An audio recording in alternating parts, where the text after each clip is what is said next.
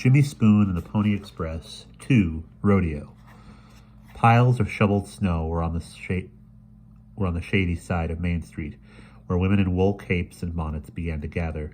In the growing excitement, children chased each other. Some swung from the damp hitching rails. Others played hide-and-seek behind their mother's skirts.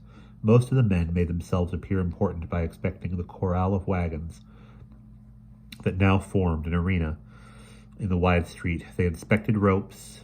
They inspected from a safe distance the huffing, pawing mustangs that paced in an outer corral. When Mr. Alexander Majors stood on a wagon seat, the crowd fell silent. He wore a stovepipe hat and a long dress coat, and his beard was freshly barbered.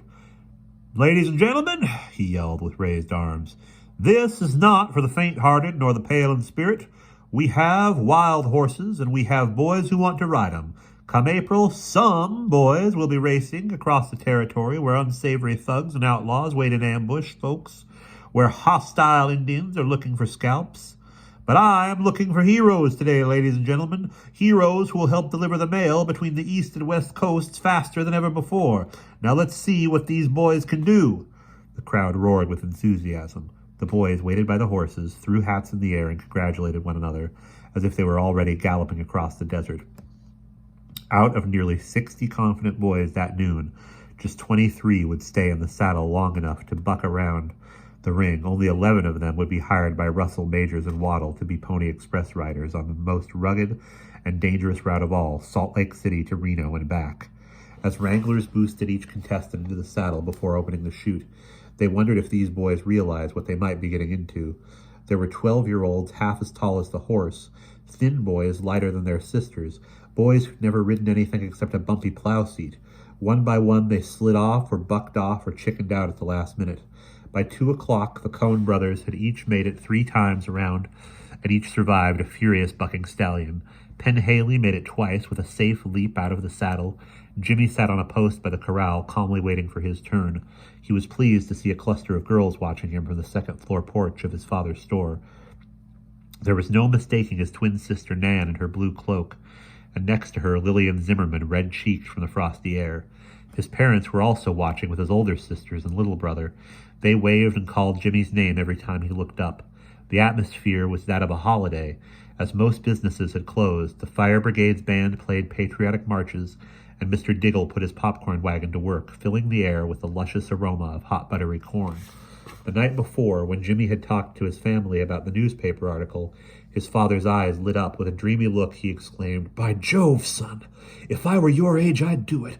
Why, the very future of our country depends on young patriots like you." Jimmy's mother had stood quietly near the stove. He knew by her face there were things he needed to think about, though, things he needed to tell her. "James Henry Spoon!" called the voice of Mr. Majors. Jimmy looked up. It was his turn. "Sir?" he answered, knowing that everyone's eyes were upon him. He straightened his shoulders and, feeling a nervous twist in his stomach, took a deep breath. He made a handsome sight. His pants were tucked into tall leather boots, and he wore the red flannel shirt his mother had made him. Few knew that the bandana tied around his neck had been a farewell gift from Chief Washakie, or that the pocket inside Jimmy's vest held an eagle feather. He took another deep breath, drawing strength from the memory of how he'd earned the eagle feather. He also remembered the river where Washakie taught him to ride his first wild pony. What a happy day that had been. The Mustang stomped in its chute, enraged to be confined. Its nostrils flared when Jimmy approached. Its ears lay back. The crowd grew still. "Easy, fella," Jimmy said softly as he climbed the fence. "I'm not going to hurt you. Easy." He reached under his belly to unclinch the saddle. It dropped into the mud. Gently, he stroked behind the fuzzy ear, slipping his fingers under the harness, unbuckling it, then pulling it down over the noose so the bit could come out. Now the horse was as bare as when captured on the prairie. Jimmy nodded to the wrangler to open the gate. "Son, you ain't on the horse yet." "I will be soon enough. Now kindly open it." The wrangler hesitated. He had never seen anyone ride these horses bareback except Indians. What if the boy got hurt? "Please, mister." "You're the boss, sonny." He flung open the gate. freeing the powerful animal. As it bolted from the chute, Jimmy launched himself from the fence as if diving across a pond. When he landed softly on its back, a cry of relief rose from the spectators. Jimmy laced his fingers into the tangled mane, squeezed his legs against its sides, and began leading the horse in a graceful canter around the ring. On the second loop, Jimmy slid down against its sides, still holding on with his strong legs, making it appear that there was no rider. He thrust his arm under the horse's neck, pretending to fire an arrow, a trick he had learned from Nampa and the other warriors. A man tall in the saddle makes an easy target, they had taught him. This memory made Jimmy wish he were riding through a meadow and that the cheering crowd was instead his beloved Shoshone. As the horse neared Mr. Major's, Jimmy pulled himself up, tucked one foot under himself in a crouch, then leapt up to the wagon. With a smile, Jimmy saluted the astonished man and jumped down. He sprinted across the arena, where he caught up to the horse, grabbed its mane, then sprung up easily, as if there had been stirrups. Pen Haley slapped Jimmy's back in congratulations, as Jimmy scraped manure from his boots on the edge of the planked sidewalk. Mr. Majors hurried over, and extending his right hand, grinned like an uncle. "Name's Alexander Majors. Where'd you learn to handle a horse like that, son?" Before Jimmy could answer, his younger sisters and brother broke through the crowd. The 4-year-old boy holding Lucy's hand gazed up at Mr. Majors from under his tweed cap. "Jimmy killed a bear once," Thomas said. Annie pulled the man's sleeve, knowing he was the one in charge. "Jimmy's brave," she assured him. "He rode clear up to Fort Hall with no pants on, just his shirt and his bare behind. We saw." "Liar," said Emma, sticking her tongue out at her sister, then turning to Mr. Majors, all polite. "He's the bravest boy there is, sir.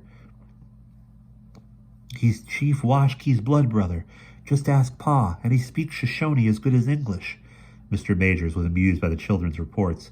At the mention of the chief's name, he grew thoughtful. He took off his hat and seemed to study it. "Now there is a man I hold in high esteem.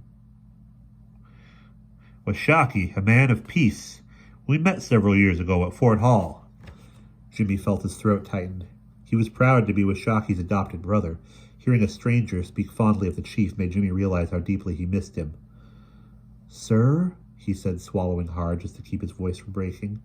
"Yes? Did I get the job?" Mr. Majors threw his head back in laughter, then reached out to shake Jimmy's hand. "Forgive my poor manners, son. You had the job almost the moment I laid eyes on you." And that's the end of Chapter 2.